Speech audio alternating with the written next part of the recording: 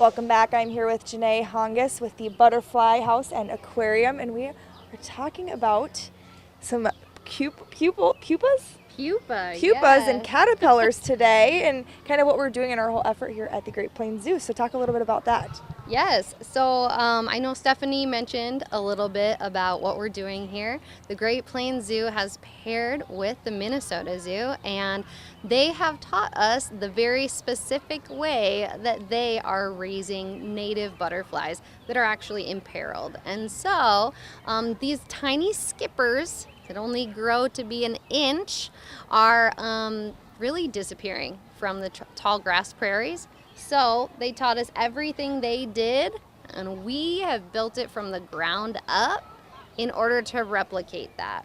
So at this time, going into summer, we have our caterpillars that are starting to become pupa. So yes, go into that chrysalis, go through that metamorphosis stage, and then become butterflies. So we're hoping late June, early July, we're gonna get some skippers skipping. So these guys are going to be emerging, and then our goal is to re-release them into the native tall grass prairies. But this is a special year because we're not quite to the point that we can use the endangered species, the Dakota skipper. We're still on our practice species, which I call a cousin.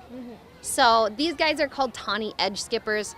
They do the same type of lifestyle, same type of cycle as the Dakota. And so we're really excited to get these 9 all the way through the hard winter and to this stage. Yeah, and talk about kind of where they're at now, and we have 2 examples of kind of that process. Yeah, absolutely. So when we went out last year, we got these guys, we got their moms actually. We collected the eggs from the adult females. We released those females, and then from those eggs we did have about 42 or 43 that did hatch out into adorable tiny caterpillars. Now those tiny caterpillars are only grass eaters. So we handmade each one of these fancy little mesocosms in order to keep them here in a safe place where nothing can get in and be a pest to them. Nothing can be a parasite. So they munched away. They just munch. And what's super unique about these guys is in their 3rd instar. So that kind of means their 3rd caterpillar growth stage, right? They're gonna peel out of that exoskeleton 3 times, kind of get to middle growth. They're teenagers.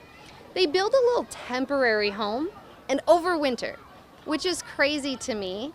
In that stage, they literally dig down in the base of that grass, and they are going to make their own antifreeze in order to survive our very harsh cold winters. And now, yes, we are getting not only our chubby caterpillars that are just about ready to go into that metamorphosis stage, but actually have some in pupa already, which means they're not eating, they're not drinking, they're literally making that magic that turns them into a butterfly. What's so scary is these guys are only prevalent in a couple states, including South Dakota, Minnesota, North Dakota, a little bit of Canada. But these guys are literally less than an inch. They're called skippers because they ping along like a grasshopper. They're gonna move less than 500 yards their entire lifetime. So what's so important is replanting these native prairies and getting them back out there. Well, thank you so much for kind of teaching us a little bit more about these and kind of the efforts here at the Great Plains Zoo and celebrating Pollinator Week here at the Great Plains Zoo as well. And we'll be right back after the break.